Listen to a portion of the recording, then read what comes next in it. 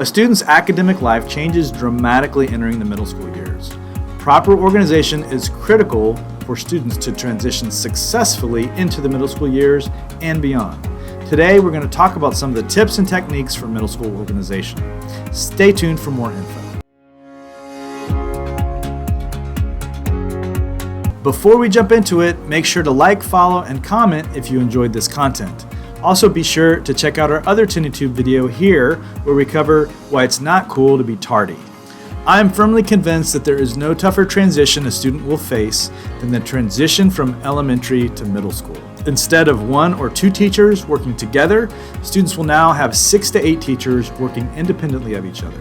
Instead of moving around the school with his or her class, they will move around school alone. They'll have a locker for the first time, and their minds and bodies are now changing more than they ever will in their whole life.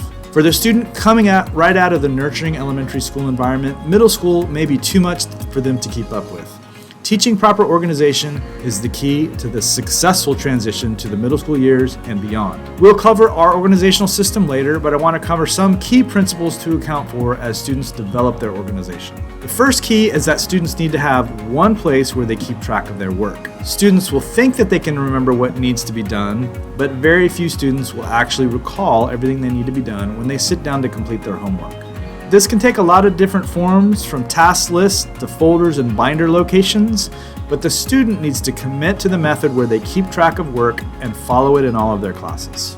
The second key to keeping organized in middle school is to have one place where you keep all of your work to be completed. This overlaps with our first key, but helps students develop a consistent pattern on how they track and complete what they need to be done for the next day in school. Some students will do well with a folder system. Some students may prefer a binder system where dividers and divider pockets are used. We recommend against students stuffing their work in their textbooks. While it may seem enough to have work in your textbook, we have found that over time this is a less reliable method to ensuring work is tracked and completed on time. Finally, the third key for students is to have one place where they keep track of all the work to be turned in. Once again, it can be a folder or a binder system, but it needs to be something that the students will commit to and do every time. Now, let me cover our middle school organization system as one way that you can tie these principles together. At our school, all of our students in middle school are provided an agenda. They're required to keep track of their work in the agenda so that no matter where they go, at school or at home, we know where their assignments are written down. We use a binder system with pocket dividers for each subject: English, science, history, math, and electives as needed.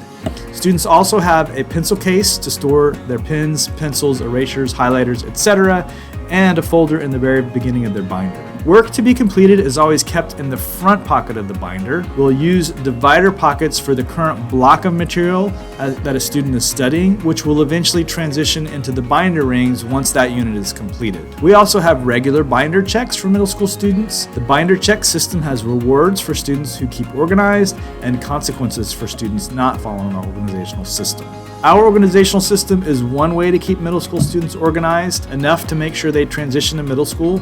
Other systems work too, as long as a student keeps one place to track work, one place to keep work to be completed, and one place to keep work that they have completed and are ready to turn in. We hope you have found this helpful in determining the why and the how to keep your middle school student organized. As always, be sure to hit that like, subscribe, and click the bell icon to be reminded whenever we post new videos. See you on the next one.